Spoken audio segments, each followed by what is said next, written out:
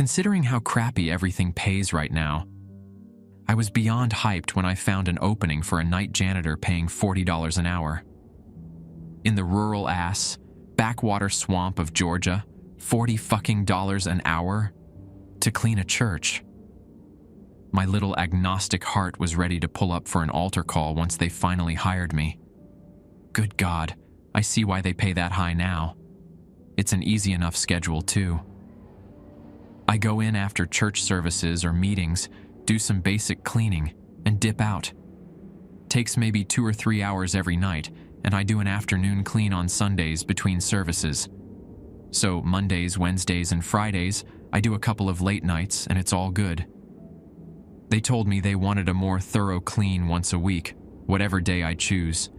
So I just decided to make my Wednesday nights the long ones.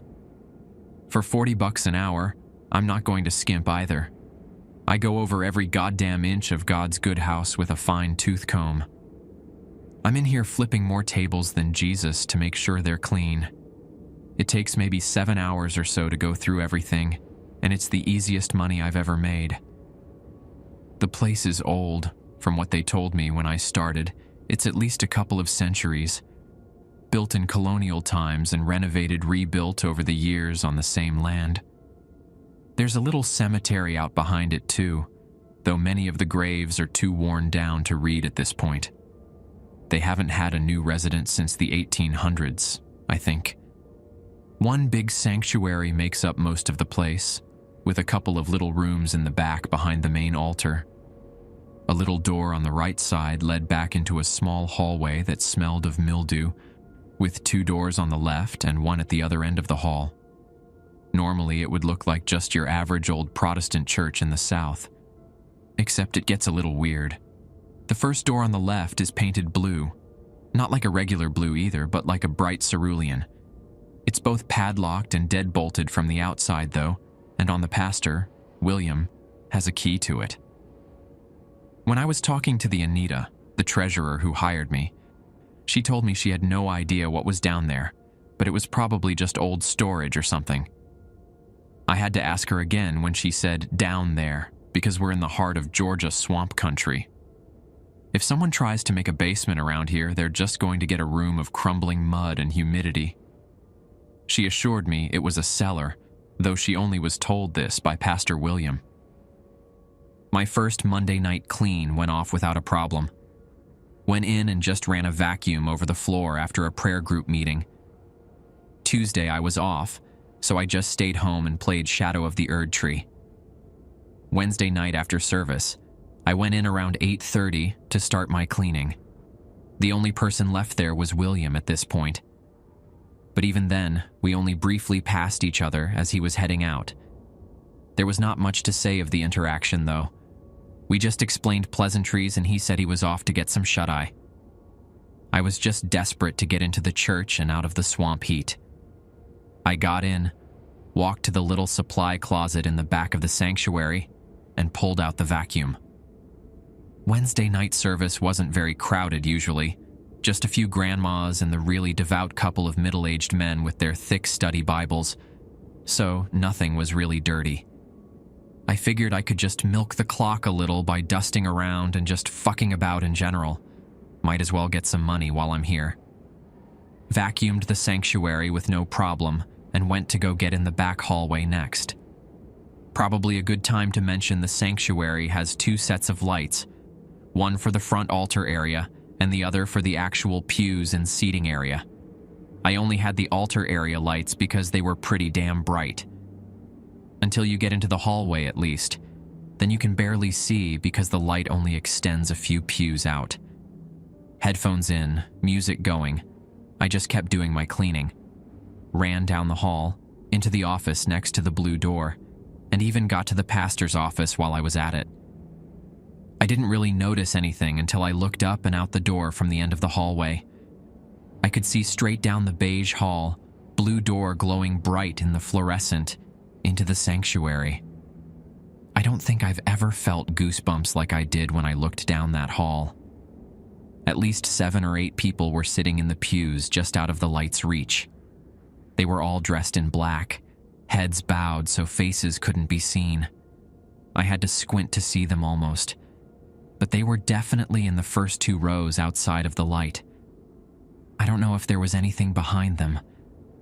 It was much darker, but I was already shook. I briefly closed my eyes and reopened them, but they were still fucking there. Then there was a loud thump on the blue door, like something being thrown hard against it, but there wasn't a sound of it falling down either. I took my attention from the sanctuary to the blue door for just seconds, but it was long enough for everyone in the sanctuary to suddenly vanish. Nothing was there when I looked back, with it looking just like I had left it, not a soul around. I kind of just shook it off as having like a late-night heebie-jeebies moment, you know? Except I finished up right there and started locking up. I've never really believed in any kind of supernatural, was religious in my younger days, but had since really drifted off. I've always liked horror stuff, but the idea of ghosts and shit in the real world. Please. Then I realized I had to turn the lights off at the altar and leave through the main sanctuary door. Swear I'm not scared of the dark, but I'd be lying if I said I wasn't creeped out a little. I turned off the light, saw the moon shining through the stained glass, and immediately got a chill again. It's been nearly 100 degrees with full humidity the past few days, and it felt like I was being dunked in ice water. There wasn't even anything there. I looked around, but nothing. Pulled my phone out and turned on the flashlight, making a quick pace toward the front doors. I swear, to whatever God you want to hold me to, that there was the sound of footsteps thudding along behind me. I swung the door open and practically dived through. Never felt so fucking good to feel swamp heat on my skin. Slammed the damn thing behind me too. Started to walk to my car, then realized I didn't lock it. I thought about just not going back, leaving it be until the next person got there on Friday for a prayer group. Then I realized the money I would lose if I didn't do something right and lost this job. Look, rent is fucking high right now, and I've got to pay bills. So despite everything in me telling me to get the hell out, I turned around to go lock the door. The keys were in my hands, jingling like wind chimes because I was shaking so damn hard. I finally got the key in and started to turn it when sound started reverberating from the sanctuary. A chorus with an organ swelling to a crescendo. I turned the key and yanked it out at the same time, almost taking the doorknob with me, and ran the hell out of there. I could still hear it in my car when I started it and whipped out of the little dirt parking lot. Pretty sure I hit the ditch on the way out too, but I sure as shit wasn't just going to stop. It wasn't until a few minutes into my drive that my hand finally loosened on the steering wheel, and I realized what they were singing. I remember it from going to an old Baptist church with my grandma. They only did old hymnals and refused to use anything but a piano. But I remember the damn words. Nothing can, for sin atone. Nothing but the blood of Jesus. Not of good that I have done. Nothing but the blood of Jesus. I asked Anita about it on Friday night when I went in. Made sure I was out by nightfall this time, though. She said that she'd always thought there were angels around this place, keeping watch over the flock. Don't know how angelic that sounds, but I guess she hasn't been here alone after dark. When I told Pastor William about the thump coming from behind the blue door, he had the briefest flicker of something on his face. Then it was right back into smiling preacher mode, like fucking baby Billy. Told me there was a problem with possums digging into the basement and not finding their way out. I don't know that I really believe him. That sounded bigger than any possum I've ever seen. Even the one that gets into my garbage every night I started calling Round Ronald. No way a possum was going to get that fierce with a door. They canceled service Sunday, so I was off. Going back in tonight after the prayer meetings and doing a little cleaning, so I'll update if there's anything that happens. I want to chalk it up to just being in a strange place at night, but there's no way those chills were based on nothing. This shit keeps up, I might start praying while I'm there. Yeah, Not gonna lie, I've worked some really awful jobs, but next to nothing has had me feeling this kind of anxiety before going in. Hell, I remember puking every morning before going to my call center healthcare job, getting screamed at and told you're the reason some boomer is going to die, all because their heart medication was denied by the insurance and they had to pay $3. It's really not fun, like at all, but I would honestly take it again at this point, if it paid the same as this place. Went in last night to clean after the prayer meetings, except I went in a little early to see if I could actually catch William, maybe see if I could get through the blue door. Didn't work, mind you. Think he's being a lot more secretive about something than he lets on. I approached him after the last of the older men left, giving a hearty wave and "See you Wednesday" along with it. Pastor William started to walk back to his office as I was starting to get my usual cleaning supplies out. The sun was still up, so I was planning on hitting this place quick and getting the hell out before it got dark again. Never thought I would be thankful for the sun staying up until 9 in the summer, but here we are. Before he could walk into the hall, I got his attention, asking if he wanted me to clean up the room behind the blue door. He just kind of smiled. There was this look I just couldn't quite place. Maybe concern? Then he gave me some bullshit answer about how he had done a spring cleaning back in May, so not to worry about that. Just focus on the areas where people move through and keep things nice. That's all I need to do. A little weird, but whatever. Then he dropped the goddamn bomb that they're hosting a wedding tomorrow, so I'm going to need to do a deep clean. Fuck, I was not prepared for this. I tried making up some excuse about not being able to do it tonight because family event or something, and he just told me to come back after the event was over. Said he absolutely needs it cleaned by tomorrow. I didn't have anything with me. I wasn't going to drive the 30 minutes to get back home either with my busted-ass air conditioner. There wasn't much choice, so I just started doing whatever I could, and doing it fast. Swear to God, I've never cleaned that fast in my life. Dusting corners, scrubbing down filthy baseboards. They wanted me to pull out a whole damn carpet cleaner. Before I knew it, the sun had gone down without me realizing. The church lights were so bright with the stained glass that it was hard to notice when it got dark, but now it felt like the lights were a haven. Phone said it was around 9:30, so not much time since sundown. That's when I realized I forgot to bring my phone charger, which was just really fantastic. The cherry on top of the whole thing, you know? At least it still had about half the batter. Put it in power saver and just hit work even harder. It wasn't until I was cleaning windows that shit started getting weird. Maybe 30 minutes later, I was up on the stepladder, going down the stained glass windows with a soft rag and warm water, getting ungodly amounts of dust, may I add, when something suddenly thumped hard against the window. Honestly, with how hard it hit, I don't know how the window didn't break. Sounded like a whole cinder block, but it must have hit just right on the window trim to absorb the impact. Almost made me fall off the ladder, though. Hell, I was barely saved thanks to the clumsy recovery reflexes I've honed all my life. It took me a minute, but I steeled myself and went out the front door, looking right around the corner to where the window was. There was a street light that illuminated the entire side, giving me a pretty clear view. Nothing was there, though. Only the small, worn-down graveyard a few feet away from the church, made even creepier by the shadows being cast from the saturated light of a sodium bulb. That was about the time I noticed one of the shadows longer than the other. When I looked back toward the cemetery, there was a tall, dark-suited man with a wide-brimmed hat, just kind of standing in front of one of the graves. I'm gonna throw this out there. If you want intricate details of the rest of the night, you're not going to get a lot. Things are still a massive blur and I'm completely fucking freaked out. This is all from what I can remember in the very rapid escalation that came next. Obviously, seeing the goddamn Undertaker making his WWE return in the middle of a graveyard was not on my agenda last night. I ran my ass inside so fast, I should be on a plane to the goddamn Paris Olympics right now, okay?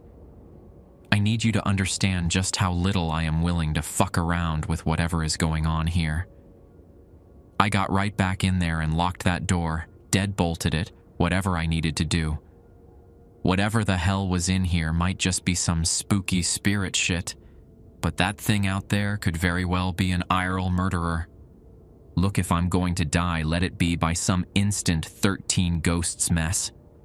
I'm not chill with being murdered by a human. They can be really fucked up. Locked, deadbolted, didn't stop there. I flipped every light switch on and ran down the hall into William's office, shut that door, and deadbolted the fuck out of it too. Then I grabbed my phone and started to make a call to whatever officer they would send out here. Except I'm in bumfuck nowhere. No damn signal, and somehow, even though I put power mode on, I'm at 15% on my battery. I tried calling the cops again, and my phone died right then and there. At this point, I am decidedly not chill, and am debating whether it's my best move to just hide in here or risk getting to my car. It took me a few minutes, but I started to kind of calm down and try to rationalize everything. It was probably a gravestone, right? Like a taller one with one of those weird sculptures on it. I've never looked too close at it to be able to tell, to be honest. Not especially planning on it unless it's high noon and the sun is shining. This was not that time, so I decided that for now, we're safe in here, and we're just gonna chalk all this up to being a big misunderstanding late at night. Nerves going a few fewer miles per hour, I decided to go back to cleaning windows.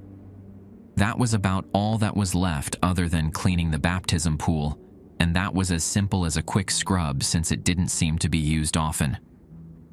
All good. We're getting through this.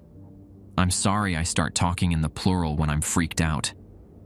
Washing the windows was going okay, but I still kept the deadbolt and everything on the door and every light on. All good. All fine. No worries, just wiping the window. Then came the screaming. Ice in my damn veins. It was a woman, I think. All I know is it was guttural, like the sound of grief in the rawest form. I don't know what the cause of the scream was, but I could tell it was in the building. It took me a minute to get moving again, but I had to know if I was right. It was still going too, with few stops in between the loud roars of anger and despair. I was right. I wish I wasn't, but it was coming from behind the blue door. It kept going too, but it sounded so fucking far away down there that I'm not really sure how it could. Unless there's some massive concrete bunker under here, I don't know how anything more than a crawl space could be under there. Then it stopped. I was in the hallway at that point, and I was in the middle of trying to rip myself in half so I could run away. There was that one nagging little feeling that this could be someone who was in trouble. I can't just leave someone here if something is going on. That would make me just as responsible, wouldn't it? I swear to God, if my mama hadn't raised me, my ass would have been gone faster than my dad. I knocked on the door, giving a second to see if there was any response. It was only a moment until there was a faint answer, like a hello, I think. I kind of chased down my courage and shouted through the door, asking who they were. No answer. I knocked on the door again, and still nothing. I gave it one more good knock, figuring the third time was the charm. Turns out that's bullshit. Right as I let the third knock go, things went to hell. The lights flickered, briefly at first, but they kept going sporadically. Never actually goes off for more than seconds at a time, but always flickers on just enough to fuck with my vision. My eyes were doing that thing where you can't see in the dark after coming in from the bright sun, making everything in the dark vague. I turned around, ready to find my way out of the church and just say hell with this for the night. Except I turned back toward the sanctuary to leave and saw an entire congregation standing there before the lights flickered off again. I'm proud to report I did not, despite popular reports, soil myself in that moment. Instead, I screamed like a damned Looney Tunes character and started running for my keys, sitting on the first pew. Thankfully, the lights came back on steadily, and it was no longer occupied by whatever ghostly churchgoers were there just seconds before. I thought I had caught a break. Thought I was going to grab my keys and make the run to the car. Water started splattering behind me. The baptism pit was running, quickly splashing as the tub filled. I took a gulp, turned around, and that's about when things went totally fucking shining on me. Deep crimson was pouring out of the faucet, interspersed with intense blasts of a rusty, dirty, black-like swamp water. I wanted to throw up right then and there, seeing all the crimson splattering everywhere against the white backdrop. I'm not really religious, but a baptism pit filling with blood seems a little sacrilegious, I guess? I wasn't waiting around to debate the ethical implications of a bloody ghost bath, though. I turned around to grab my keys, which were still sitting on the pew. Mistake number 2. Face to fucking face. I don't know who it was. I don't know what it was. All I know is that I was face to face with one of the dozens of good church patrons that now filled the sanctuary. The sound that came out of me was like a car hitting the brakes at 70 miles an hour. I'm certain every dog in the Tri-County area must have perked up, because this thing still haunts me. Like it's burned into my mind because it was right there in my face. Almost nose to nose, if it had one. The face was waxy, almost like eggshell white skin. Not scary by itself, but the dark, hollow sockets instead of eyes were what really got me. I expected to be staring into thin air, but I'm seeing into the back of this thing's skull.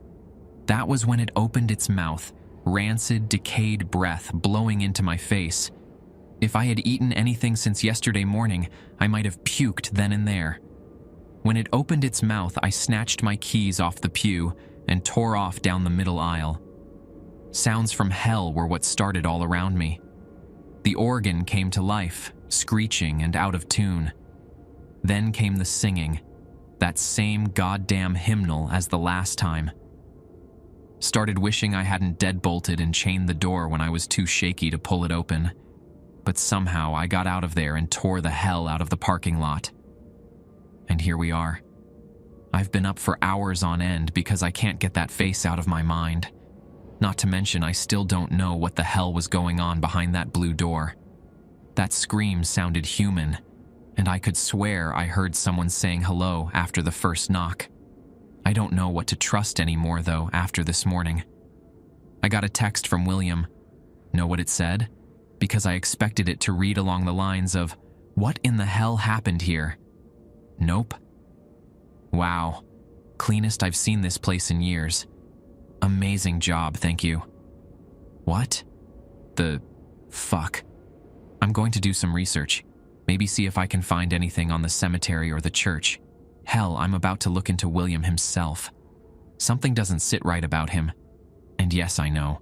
There are going to be some people asking me why I don't just quit or break the lock. Number 1, I am so damn poor, y'all. Like, I get why the job pays so much now, but the chances of me finding anything else right now are slim. My landlord is chomping at the bit to evict me so he can raise the rent again. Second of all, honestly, if it gets down to it, I might. I don't know what the hell is past that door, but if things start looking like there may be someone, I'm not past some vandalism. Anyway, I'm off until tomorrow night after Wednesday's service. I'll probably try to do an early clean again in the daylight so I don't deal with this again. I'll update if anything happens, but I really don't plan on being there overnight again until I absolutely have to. So that was fucked up. I don't really know what to say. Like, I genuinely am still... I don't know what's going on. I mentioned a while back I've been agnostic at best since leaving Evangelical Southern Baptism over a decade ago. I was the Reddit atheist back in the beginning. Now, I don't know if I can ever live my life the same. I want you to know that what you're about to read may shake your faith a little. I went in early on Wednesday evening, hoping to catch William before anyone else got there. Sure enough, I pulled up and he was already there, car in the parking lot. I hurried in out of the heat, thankful that at least the AC worked if this place was haunted as shit. Found William in his office. He was surprised to see me at the least. There wasn't really much else that I could do at this point. The encounter on Monday night fucked me up. I can still smell the stench of that thing, the decay from its breath. I want to gag. That's not to mention, I keep hearing the sound of blood splashing in the baptism tub. Did you know blood splashing sounds different than water splashing? Think it's because of the consistency of it. It's really gross. I've been wearing earbuds most of the time since because it just keeps ringing. He must have known what I was there about. Not that he looked scared or anything, just concerned. Before I could even get a word out, he asked me what happened. Kind of took me off guard, to be honest. I was honestly going in expecting to be gaslit as insane. Take the little wins where I can, I guess. So I told him everything. The congregation, the swelling music and hymns, the shadows in the cemetery, and blood pouring from the baptism faucet. Everything was out in the open, and he acknowledged what I was saying, though didn't say much as I was going through my story. Until I told him about the screaming through the blue door. That one got him. Something changed on his face. Worry, maybe. I couldn't entirely place it. That was when I really leveled with him. Just one question to ask. Am I safe, or should I quit? Yeah, it seems like a stupid question, I know. Nobody is safe in a haunted fucking church. What kind of bullshit is that? It was all I could think of, though, and the crux of what I needed to know. I grew up watching horror and shit, worked in haunts for a while, and I can deal with horror-type shit. As long as I know it can't hurt me and won't kill me. Haunted church? Sure, I'll just take an edible before I go in. Me and the spirits can be chill. Hell, I'll bring some for them, maybe they'll shut the fuck up.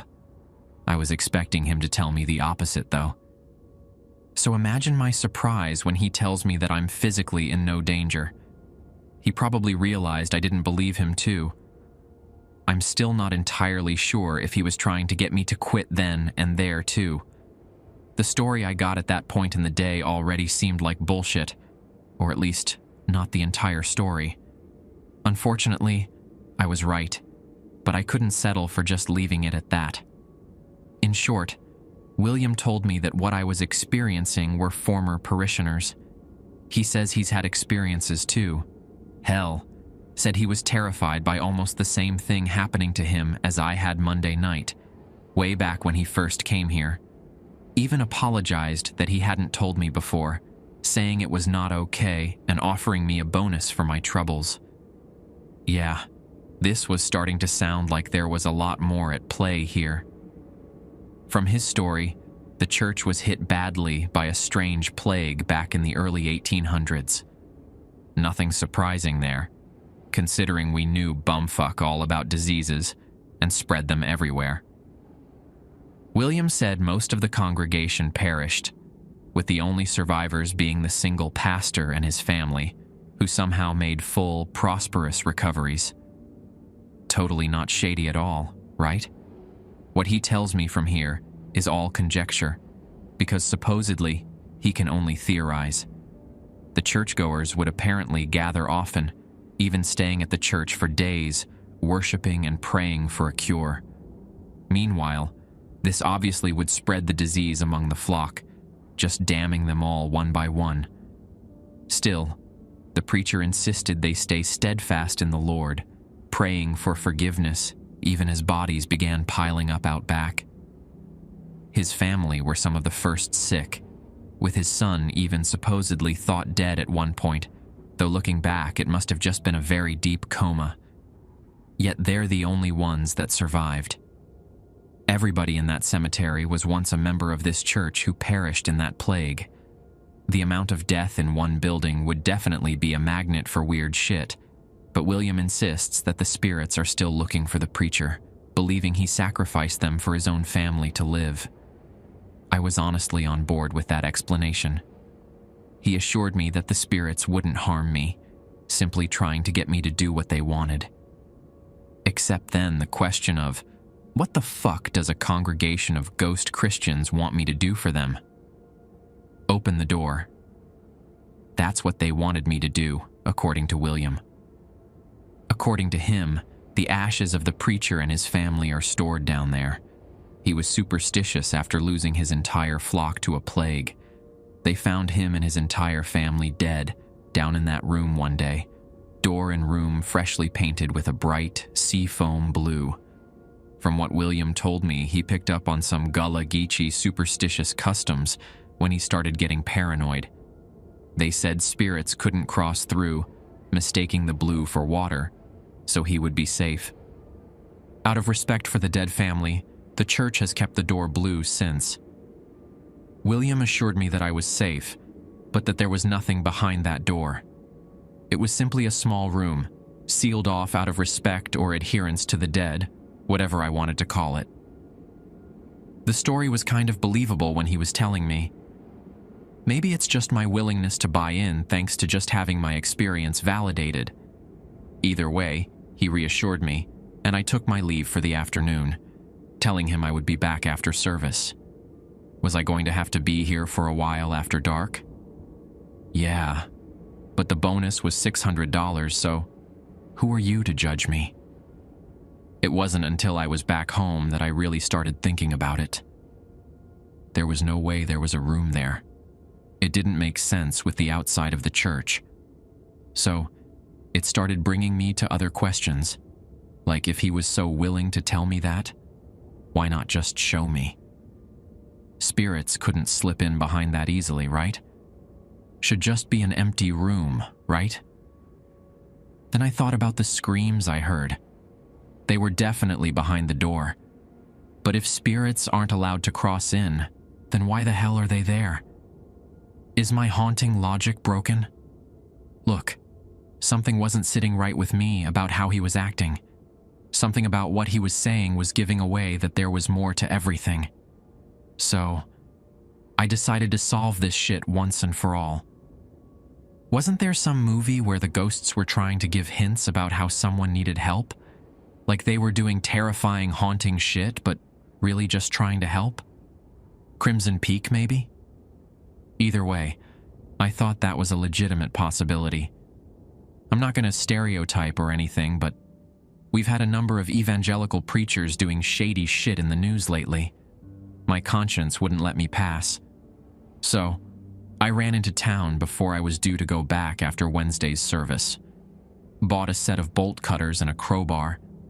I'm finding out what's in that damn thing, even with a little vandalism. Kept everything hidden in my car until William left.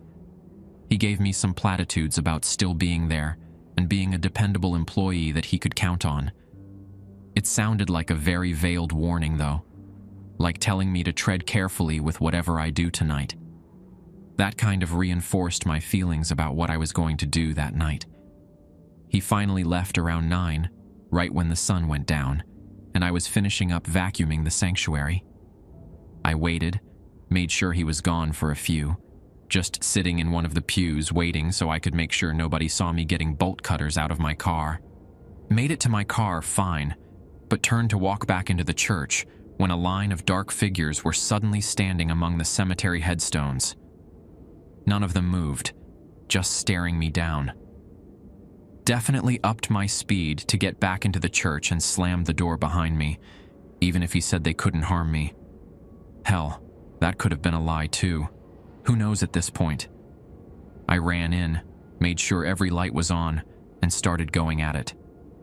Cut off the padlock, cut the chain, and started hitting at it with the crowbar when things began going to hell. Lights went out, and gospel music began. I could look out into the sanctuary and see that the congregation was already there. I don't know if it was the adrenaline or what, but I suddenly got some Hulk-level strength and braced my foot against the doorframe, pushing the crowbar in harder. It finally gave, crashing in hard to the wall as it swung in. Deep blue light was pouring from below, showing faintly at the end of a long staircase. First off, I don't know how the hell there was a basement this deep in swamp-ass Georgia. Nothing about a lot of this makes sense, to be honest. But I could hear the screams again, this time louder, full force, drilling into my brain. I kept making my way forward, though, determined to find the source. There could be someone hurt down here, or by the sounds of it, multiple people. The scream seemed to layer on itself, like a host of people all crying out in unison. It drowned out the gospel music, which started growing fainter behind me. Whatever was in there didn't even register for me at first. I had no idea what I was looking at, even more unsure about if it was something real. Maybe William was trying for a budding SFX career in Atlanta, I don't know. I was trying to rationalize a lot of things until it hit me. I'm describing it from memory, so bear with me. My eyesight isn't great, and I sure as hell didn't get close. The bright blue light was actually emanating from the thing, almost like a fucking anime aura. I have no idea how else to describe it, but the light was just radiating from it in waves, washing over me as it did. I could feel light. Not like when you sit in the sun for too long and start to burn, though. This was like water washing over me. Sort of like floating down a lazy river, feeling the current flow past you toward the sea. I think back on it and I should have felt more terrified, but the aura of it was peaceful, like it was speaking to me through it. Be not afraid. If you're a former Christian of any sort, you've heard that. Hell, even I feel like it's stereotypical, but I heard it. Not with my ears, but through the waves. I suddenly felt my heart rate relax, my muscles loosening as the aura continued. I felt at peace here for the first time in ages, and I knew it wasn't my antidepressants.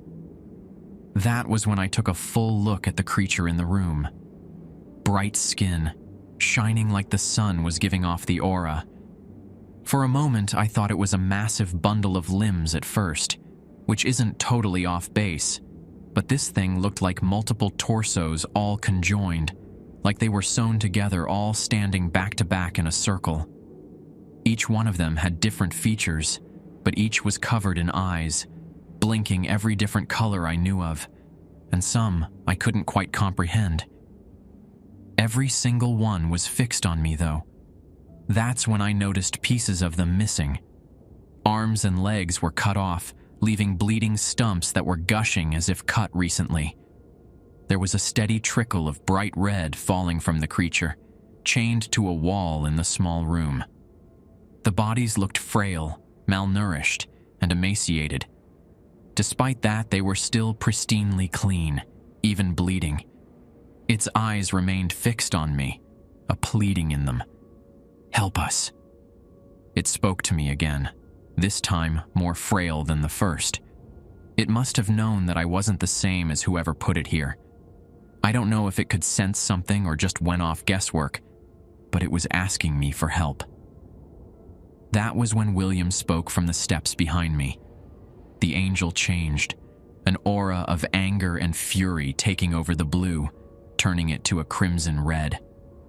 My sense of peace faded, turning to confront William, who was walking toward the angel, pulling a small pocket knife from his coat. I was still holding the crowbar, though I didn't even realize it until that moment, when the entire atmosphere shifted. He stepped toward the angel, flicking the pocket knife against one of the outstretched hands, slicing a finger off and catching it before he turned to me. This motherfucker had the audacity to offer it to me, like a fucking snack.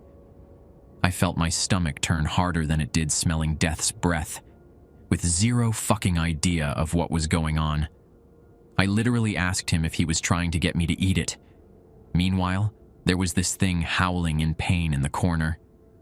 The screams were back, with every face distorting in terror as sound pierced the air. He waited a moment for them to stop before he started in again. "If I ate that finger," he said, "I would have prosperity beyond belief. All I had to do was believe in him and eat of the flesh." He even said he's willing to supply me with more, if I find I'm not quite happy yet, with the other effect being a major extension on my life. The only question I could really think to ask was how. I'm sorry if the details are vague. I get overloaded incredibly easily with information, and this was, if you really want to put it literally, a biblical amount of fuckery.